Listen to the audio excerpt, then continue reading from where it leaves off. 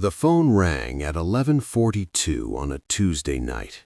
I was reviewing blueprints for a condo tower in Miami when I saw my sister's name on the screen. We hadn't spoken in 4 years. "Mom's dead," Rachel said. No greeting, no emotion, just those 2 words, delivered like she was ordering coffee. "The estate is mine. Don't come to the funeral." Then she hung up. I sat there for a moment, staring at the phone. My mother was 71 years old. I'd spoken to her 3 weeks earlier. She'd sounded tired, but not sick, not dying. I called back. Rachel didn't answer. I tried again. Voicemail. I sent a text asking for details. No response. Most people would have panicked, called the hospital, driven to their mother's house, but I'm not most people.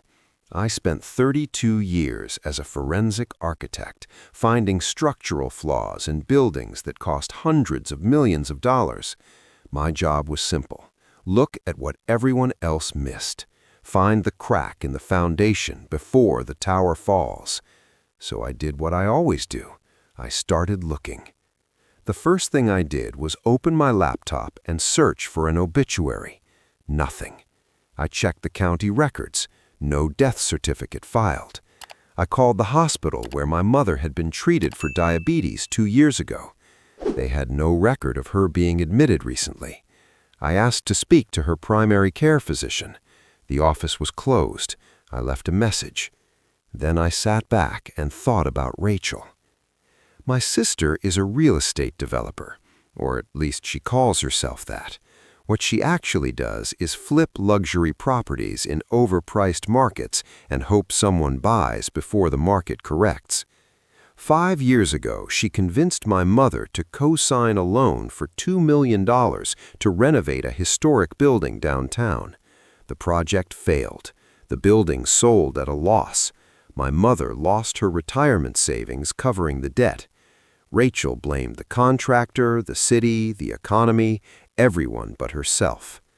After that, my mother and Rachel's relationship became transactional. Rachel would visit when she needed something, a loan, a signature, a favor.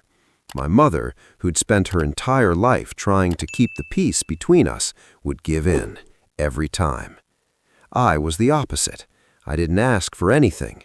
I called once a week, visited twice a year, sent flowers on her birthday. I never borrowed money, never made promises I couldn't keep, and because of that, Rachel resented me. She thought I was judging her.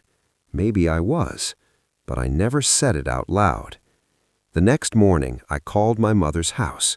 No answer. I called her cell phone, straight to voicemail. I drove to her house, a small ranch-style place 20 minutes outside the city. The driveway was empty, the curtains were drawn. I knocked on the door. No one answered. I used my key. The house was clean. Too clean. The kitchen counters were spotless. The living room looked staged, like a real estate showing. Her medication bottles were gone from the bathroom. So was her toothbrush. I stood in the hallway and felt that familiar pull in my chest, the same feeling I got when I walked into a building that looked perfect but felt wrong. Something structural, something hidden. I went back to my car and made a list. I wrote down every detail Rachel had given me. Mom's dead. The estate is mine. Don't come to the funeral. 3 statements.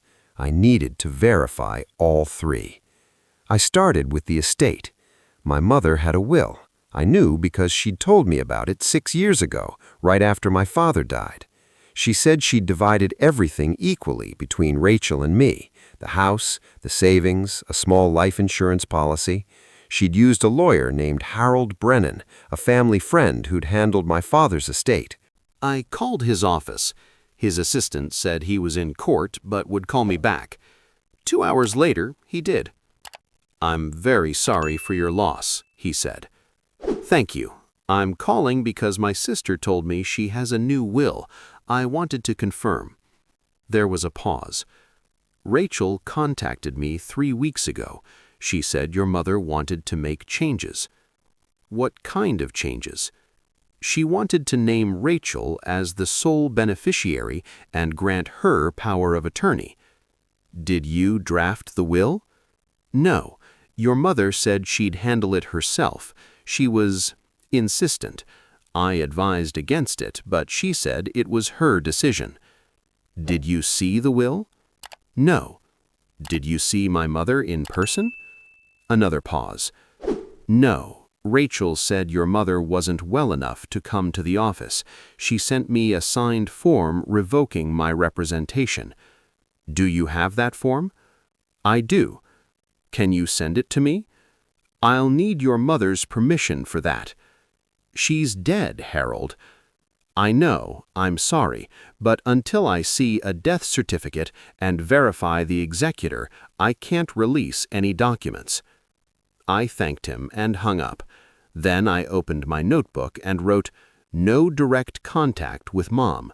Revocation signed remotely. Timeline, 3 weeks ago." 3 weeks ago, my mother had called me. We'd talked for 20 minutes.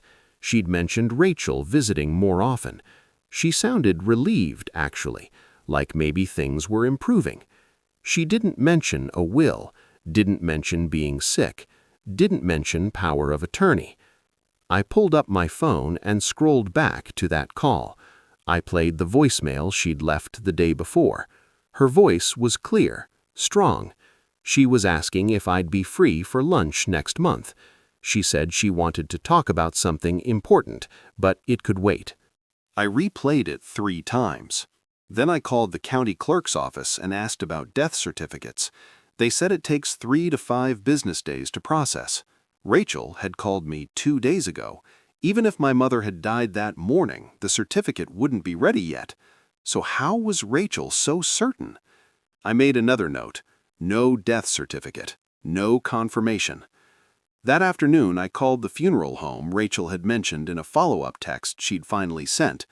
She said the service would be private, immediate family only, no visitation, cremation already scheduled. I called the funeral home. They confirmed a service was scheduled for Friday. I asked to speak to the director. "I'm calling about my mother, Margaret Lawson." "Yes, we have her arrangements on file." "Can you tell me when she passed?" "I'm sorry, I can't release that information without authorization. I'm her son." "I understand, but your sister has requested privacy. If you'd like to attend the service." "I would. What time?" 2 o'clock Friday. But I should mention, Ms. Lawson asked that we not notify other family members." "Did you see my mother's body?" Silence. "Sir, I'm not sure I understand the question. Did you personally see my mother's body, or did someone else deliver it?" I'd have to check our intake records." "Please do." He put me on hold. When he came back, his voice had changed, more careful. "Our records show the body was delivered by a private transport service." "Which service?" "I'm not at liberty to." "Was there a medical examiner's report?" "Sir, I really think you should speak with your sister." "I'm speaking to you."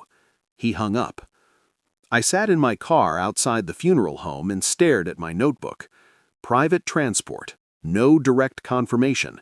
Cremation scheduled immediately. I underlined that last part twice. Cremation destroys evidence. I called Rachel. This time she answered. "What do you want?" she said. "I want to see Mom." "That's not possible." "Why not?" "Because she's already been prepared for cremation. The service is Friday. If you show up, I'll have you removed." "Rachel, I need to ask you something. I don't owe you anything." "When did Mom die?" "Monday night." "Where?" "At home." "Who was with her?" "I was." "Did you call an ambulance?" "No. Her primary care physician confirmed she'd passed. There was nothing they could do." "What doctor?" "Her primary care physician." "Dr. Patel?" "No, she switched doctors 6 months ago." "To who?" "I don't remember the name." "Look, I don't have time for this. The funeral is Friday. Don't come." She hung up again. I sat there, staring at my phone. Dr. Patel had been my mother's doctor for 15 years. She would have told me if she switched. I called Dr. Patel's office. The receptionist confirmed my mother was still a patient. Her last appointment was 2 months ago. Routine checkup. Blood sugar stable. No concerns. Did she request her records be transferred? I asked. No, sir. We still have her file. I thanked her and hung up. Then I wrote, "No doctor switch. Rachel lied." That night, I couldn't sleep. I kept replaying Rachel's voice. Confident, cold, certain. She believed she'd won. She believed the story was airtight.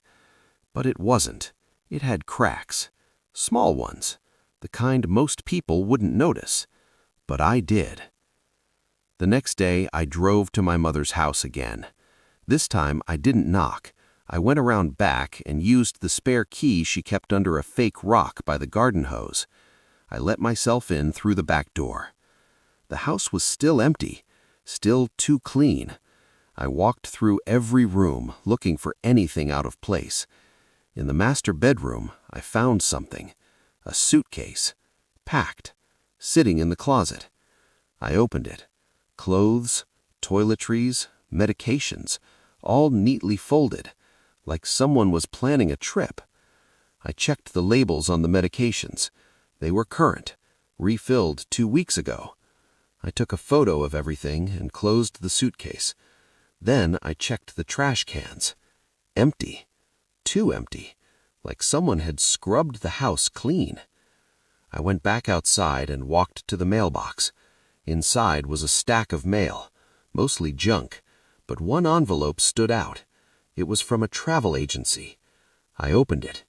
Inside was an itinerary, a cruise, departing Saturday, Port of Miami, passenger Margaret Lawson. I stared at the paper for a long time. Then I called the cruise line. I explained I was calling on behalf of my mother and needed to confirm her reservation. The agent put me on hold, then came back. Yes, Miss Lawson is confirmed for Saturday's departure. Would you like to make any changes? No, I said, just confirming. Thank you. I hung up and sat down on the front steps of my mother's house. My hands were shaking, not from fear, from certainty. My mother wasn't dead. I spent the next 2 days collecting evidence. I pulled phone records. I found calls from my mother's number to Rachel's number, all within the past week. I contacted the travel agency. They confirmed my mother had booked the cruise herself over the phone and paid with her credit card. I checked her credit card statement online. She'd been using it. Gas station 2 days ago, grocery store 3 days ago, pharmacy last week. I called the funeral home again and asked to speak to the director in person. I told him I had reason to believe there was no body, that my mother was alive. He said he'd need proof. I said I'd bring it Friday. Then I called a lawyer, not Harold Brennan, someone else, someone who specialized in elder abuse and fraud. I explained everything. She listened carefully, then said, "If what you're telling me is true, your sister is attempting to commit estate fraud and possibly elder abuse. You'll need a court order to stop the cremation." Can you get one? If you can prove your mother is alive, yes. I sent her everything I had, the itinerary, the credit card statements, the phone records, the timeline. She filed an emergency motion Thursday night. The judge signed it Friday morning. At 1:30 Friday afternoon, I walked into the funeral home with the court order, my lawyer, and 2 police officers. Rachel was already there. She was standing in the lobby, dressed in black, talking to the funeral director. When she saw me, her face went white. "What are you doing here?" she said. I handed the court order to the funeral director. "There's no body," I said. "My mother is alive." Rachel's mouth opened, but no sound came out. The funeral director read the order, then looked at Rachel. "Is this true?" Rachel's voice came out thin, uncertain. "No, this is insane. He's lying." "Then show us the body," I said. The director looked at her. "Ms. Lawson, if there's been a mistake—" "There's no mistake," Rachel snapped. The body was delivered Monday night. By who? I asked. She didn't answer. One of the officers stepped forward. Ma'am, we're going to need to verify the identity of the deceased. If you can't provide proof of transport or medical certification, we'll need to investigate further. Rachel looked at me. For the first time in my life, I saw her completely unravel. You don't understand, she said. I needed the money, the estate. I needed it. I wasn't going to hurt her. I just needed time. Time for what? I said. She didn't answer. The police took her in for questioning. I gave them everything I had: the fake will, the forged power of attorney, the falsified doctor's statement. Rachel had been planning this for months. She'd convinced my mother to go on the cruise, told her it was a gift, a way to reconnect.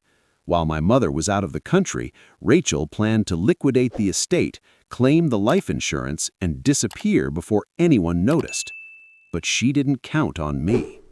My mother came home 2 weeks later. She'd had no idea what Rachel had done. When I told her, she cried for an hour. Not because of the money, because she believed Rachel was finally changing. Rachel pled guilty to attempted fraud and elder abuse.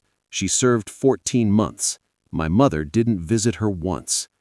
I asked her later why she'd packed that suitcase, why she'd kept the medications ready.